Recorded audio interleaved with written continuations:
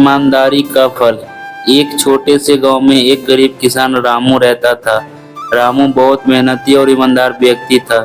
उसके पास एक छोटी सी जमीन थी जिस पर वह खेती करके अपने परिवार को पालन पोषण करता था। उसकी पत्नी सीता और एक छोटे बेटे मोहन के साथ वह हमेशा उसके साथ होता था।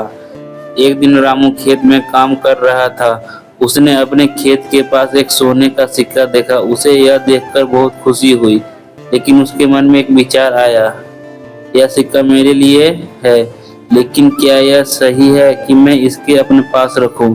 रामू ने सोचा कि अगर यह सिक्का किसी और को है तो वापस करना चाहिए। उसने आसपास के गांव के लोगों से पूछा, लेकिन किसी ने भी उस सिक्के के बारे में कुछ नहीं सुना।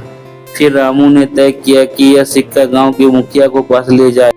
गांव के मुखिया ने रामू की ईमानदारी की सराहना की और रामू, तुमने बहुत अच्छा किया, यह सिक्का अब तुम्हारा है, तुम्हें इसे अपने परिवार के लिए उपयोग करना चाहिए। रामू ने धन्यवाद कहा, लेकिन उसने कहा कि नहीं, यह सिक्का किसी और का है, हो सकता है अगर कोई इसको खो चुका है तो मुझे वापस करना चाहिए। मुखिया ने रामू को ईमानदारी को देखकर उसे इनाम देते हुए फैसला किया कि उसने सभी गांव वालों को बुलाया और रामू के बारे में बताया। यह रामू ने सब सराहना की, ईमानदारी की मिसाल दी। कुछ दिन बाद गांव के एक व्यापारी आया। रामू को देखा व्यापारी ने रामू से, मैंने सुना है कि तुम बहुत ईमानदार हो, क्या तुम मेरी मदद करोगे?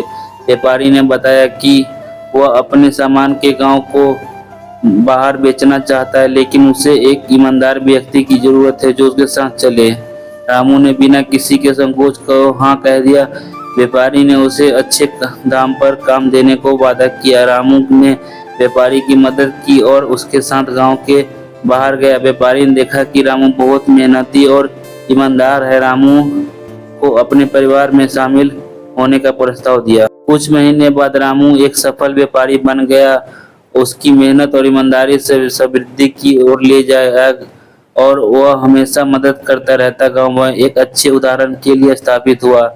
इस कहानी में हमें यह शिक्षा मिलती है कि ईमानदारी का फल हमेशा मीठा होता है। जब हम सही काम करते हैं तो हमें उसका फल जरूर मिलता है। ईमानदारी से बढ़कर और कोई धन नहीं होता।